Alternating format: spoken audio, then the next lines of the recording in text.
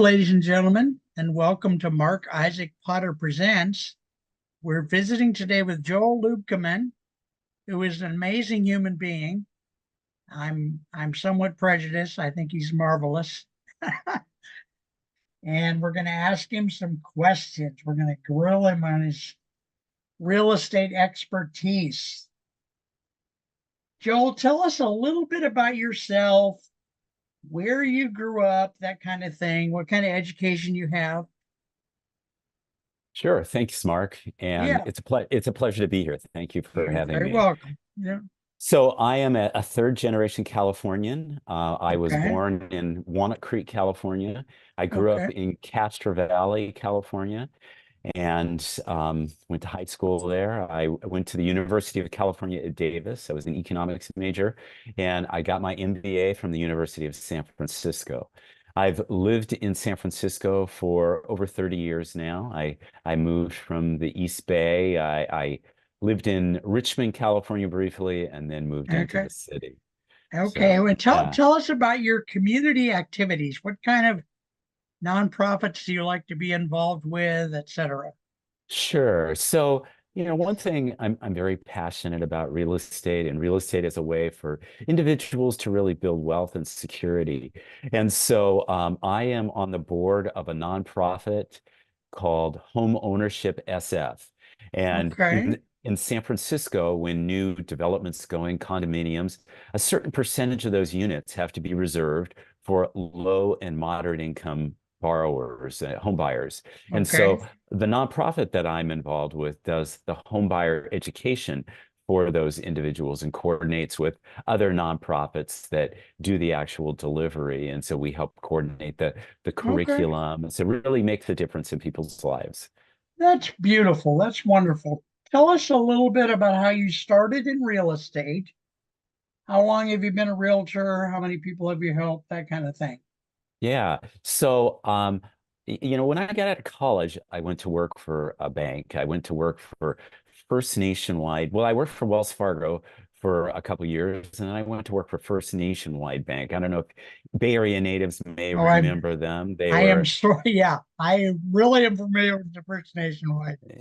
Yeah, yeah. So I worked for them. That was sort of I after kind of learning the basics of real estate and real estate finance at Wells, I Okay. went there and continued my real estate career. I worked for Bank of America. I did some middle market commercial lending at Bank of America, lending to actual companies for working capital and things like Okay. that, working capital lines. And then Right. I worked for a mortgage insurance company for about 18 years. And I Years. had I had had my real estate license for many years, and so when I worked for that mortgage insurance company, they moved all of our operations moved uh, to North Carolina and got rid of their California employees. So I thought this was an opportunity for me to do Do something a little something bit more. else. Yeah, a little more Okay. entrepreneurial that Okay. I'd always had an interest in. So I've been a realtor now for about 8 years. Okay. Okay. And how you like it? And how many people do you think you've helped over the years? Yeah, so boy, that's a good question. I have boy, I think probably well in excess of 200 people that I've had as Jeez, clients. that's wonderful. And People like and statistics, so that's why I yeah, asked that question. yeah.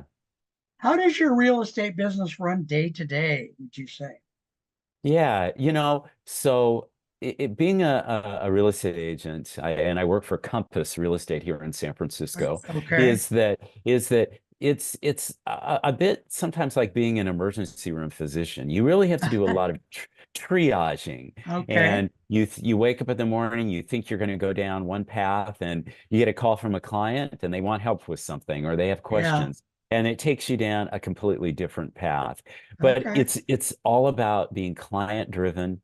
And when I got into real estate early on, a seasoned veteran told me, you take care of your clients and they'll take care of you. So Very nice. my real estate business is predominantly referral based. So past Okay. clients referring me business. Okay. Now, is there anything going on in the real estate industry right now that you'd like to comment about? Yeah, excellent questions. So, I think recently in middle of March that we have, the headlines have been just this past week have been filled with a settlement that the National Association of Realtors reached relative to a lawsuit that was filed in Missouri. And that was a home seller who alleged that he paid too much to sell his home because the buyers did not have the right to negotiate their real estate commission. Hmm. And the National Association of Realtors had certain codes of ethics and the way that realtors should operate. And part of that Right. was that as a matter of transparency, that the commissions that were to be paid by the the buyer's broker or paid to the buyer's broker should appear on the MLS. And it Hmm. was to actually, it came from a very good place about 30 years ago when there was, because of that lack of transparency, there was things going on that weren't in the best interest of of agents and consumers. And so part of the settlement now, it had nothing to do with the rate of commissions. And I think the media has pretty much universally gotten it wrong. It had nothing to do with the commissions that are charged. Commissions have always been negotiable and they vary dramatically from different parts of the country. But what Okay. this said, the settlement said is that commissions will no longer be part of the MLS. It won't be shown. And it was something now that will be negotiated separately between the buyer and their agent and the seller and their agent. So that was Okay. sort of and I think the biggest thing is it's going to have if the buyer is going to be responsible for paying their agent's commission, um, it's primarily, and the seller refuses to pay, because I think you're still going to have a lot of sellers who recognize that that's in the best interest of selling their home. It's really Yeah. going to hurt first-time home buyers. And so Okay. that's what I think we're a little concerned about, because somebody Yeah. scratching to come up with 5% down, it's tough for them to also come up with their agent's commission. Okay. So we have about 30 seconds. I need to use that to sign off. Tell me, what way do you prefer people to get in touch with you? Phone, text, email? Yeah, thanks, Mark. Yeah, I really prefer that people give me a call, and my phone number is 415-242-1454. And then I also have my email address, and you can also text me at that number as well. And Mark, I don't know if you put the email address up on the screen later. We're gonna put 4 lines of type up as a tag, and Okay, great. I'm gonna write you an email and ask you to pick Okay. which things you want up there. So, ladies and gentlemen, we've been visiting today with Joel Luebkeman, and he's a wonderful human being, quite a humanitarian, helping the people with moderate incomes. I want to thank you all for viewing. Joel, thanks very much, and we'll see you next time. Yeah, thank you, Take Mark. care. Take care. Talk to you Bye-bye. soon.